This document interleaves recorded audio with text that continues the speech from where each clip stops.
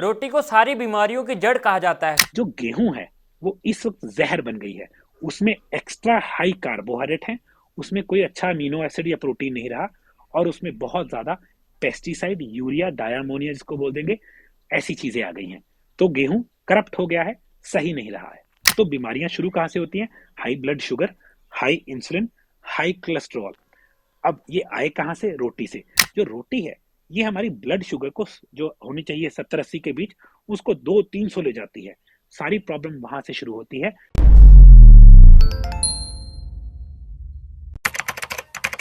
नमस्कार, D5 channel Hindi देख रहे सभी दर्शकों का मैं विभोर स्वागत करता हूं। आज हमारे साथ मौजूद हैं हेल्थ कोच रविंदर सेन जी। रविंदर सेन जी, आपका बहुत बहुत स्वागत है D5 चैनल हिंदी में।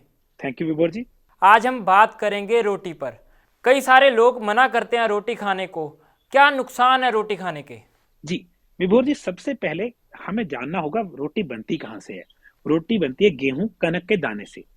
अब आपको ये नहीं पता, इंडिया के पास एक टाइम था जब गेहूं खत्म हो गया था, तो हमें अमेरिका से, क्योंकि इंग्लैंड के साथ हमारी दोस्ती नहीं थी, हमने अमेरिका से गेहूं मंगवाया था, इंपोर्ट किया था।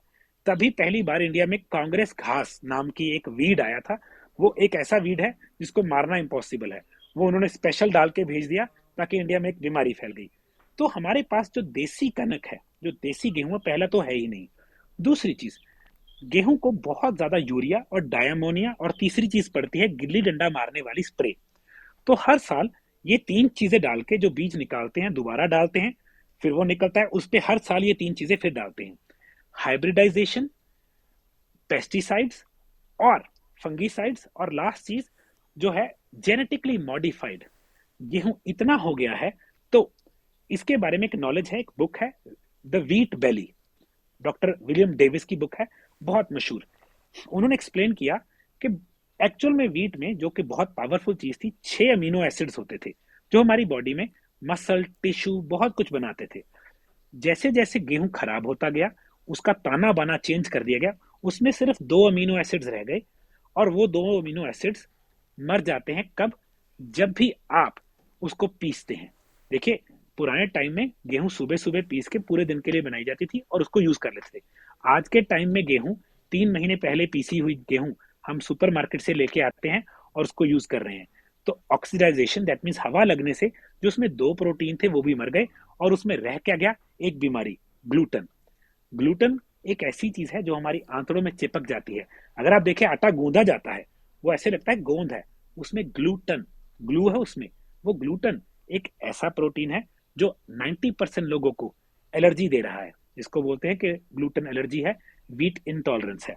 तो जो गेहूं है वो इस वक्त जहर बन गई है।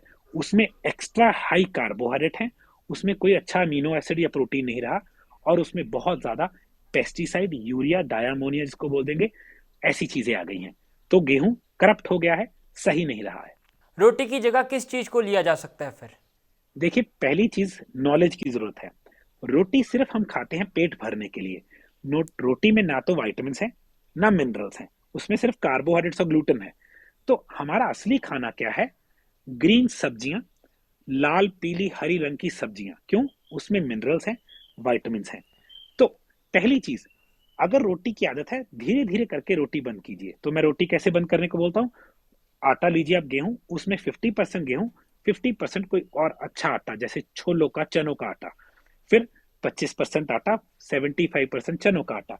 करते करते एक टाइम ऐसे ले आइए कि आपकी जरूरत रोटी की कम हो जाए, और उसकी जगह पे सैलेड, सब्जियां, कच्ची सब्जियां खाना शुरू कीजिए। प्रॉब्लम ये है, हमें आदत पड़ गई है भर पेट खाने की। और वो पेट भरने के चक्कर में हम क्या खाते हैं? रोटी। रोटी का सिर्फ एक ही मकसद है, अगर आप समझे, पेट को फुला देना। फिर ब्लोटिंग, कब्ज, गैस, क्या क्या नहीं आता। हमने ऐसी चीज खानी है जो पेट को न्यूट्रिशन से भरे, उसको वेट से मत भरे। तो धीरे धीरे करके, अगर आप 4 रोटियां खा रहे हैं, 2 पे आइए, 2 से 1 पे आइए। 1 से भी 0 पे आते थे टाइम लगेगा, 5-10 दिन लगेंगे। मगर रोटी का सब्सिट्यूट एक ही है, सही न्यूट्रिशन खाना, जिसमें सलाद हो, प्रोटीन हो, दालें हो, पनीर भी चल जाएगा अगर अच्छी क्वालिटी का ऑर्गेनिक है, चने चल जाएंगे, मशरूम्स चल जाएंगी। मगर हमने अपने पेट को या अपनी बॉडी को न्यूट्रिशन देनी है, सिर्फ वेट नहीं देना है। ये ये प्रॉब्लम समझनी बहुत जरूरी है। रोटी का मकसद है फुलाना, तो हमने फूलना नहीं है। रोटी को सारी बीमारियों की जड़ कहा जाता है, क्यों?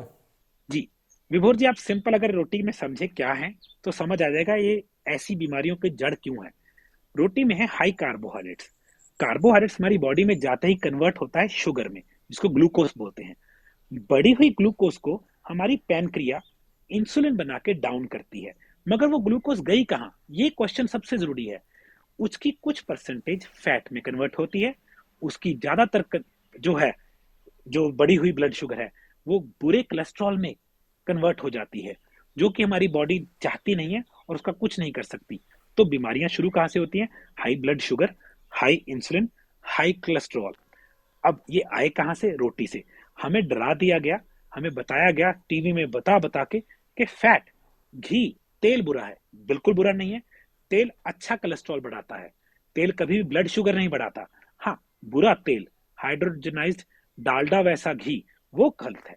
देसी गाय का घी, ऑलिव ऑयल, सरसों का तेल अगर सही क्वालिटी का है, जिसको हम बोलते हैं खोपा, जिसको आप बोलेंगे कोकोनट ऑयल, बेस्ट क्वालिटी चीजें हैं। मगर जो रोटी है, ये हमारी ब्लड शुगर को, जो होनी चाहिए 70-80 के बीच, उसको 200-300 ले जाती है।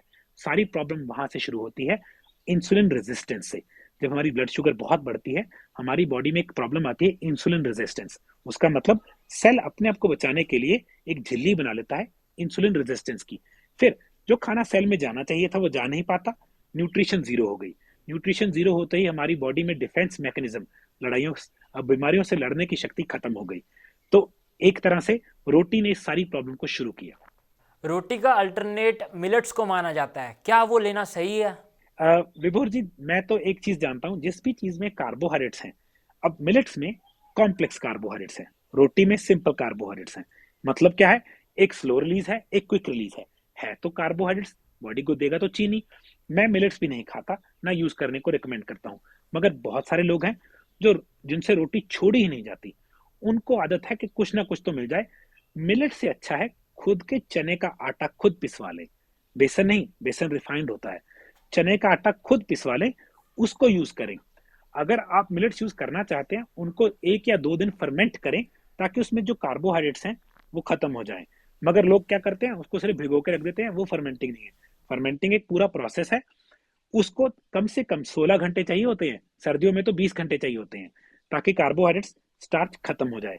तो मैं नहीं रिकमेंड करता मिलेट्स भी, मैं खाता नहीं हूँ, या अपने प्रोग्राम में रिकमेंड नहीं करता। मगर लोग खा के रोटी से तो फायदा ले रहे हैं, तो इसमें कोई बुरी बात नहीं है। रविंदर जी, जाते जाते हमारे दर्शकों को कोई संदेश देना चाहेंगे आप? अगर आप सिर्फ ये चीज समझ जाए कि आपकी ब्लड शुगर बढ़ती है और वहां से सारी प्रॉब्लम शुरू होती हैं, आप रोटी को दुश्मन की तरह समझेंगे। अब इसका सोल्यूशन क्या है? हम रोटी छोड़ देंगे, मगर ब्लड शुगर धीरे धीरे नीचे कैसे लानी है? एक आयुर्वेदिक हर्ब है, दारू हरिद्रा। इसको इंग्लिश में बर्बरिन बोलते हैं। उसका एक्सट्रैक्ट है, ये एक पेड़ की छाल होती है, उसका एक्सट्रैक्ट है, मैं खुद बनाता हूँ। अगर आप बर्बरिन, जिसको दारू हरिद्रा बोलते हैं, वो लें और एप्पल साइडर विनेगर लें, आप अपनी बॉडी में जो इंसुलिन से डैमेज हो चुकी है, इंसुलिन रेजिस्टेंस बोलते हैं, उसको लो कर लेंगे और आपकी हेल्थ थ्राइव करेगी, बहुत बढ़िया करेगी। तो ये टिप यूज कर सकते हैं। रविंदर सेन जी, आप हमारे साथ जुड़े, आपका बहुत बहुत धन्यवाद। मोस्ट वेलकम विभोर जी, नमस्कार। अगले एपिसोड में फिर मुलाकात होगी, तब तक के लिए नमस्कार।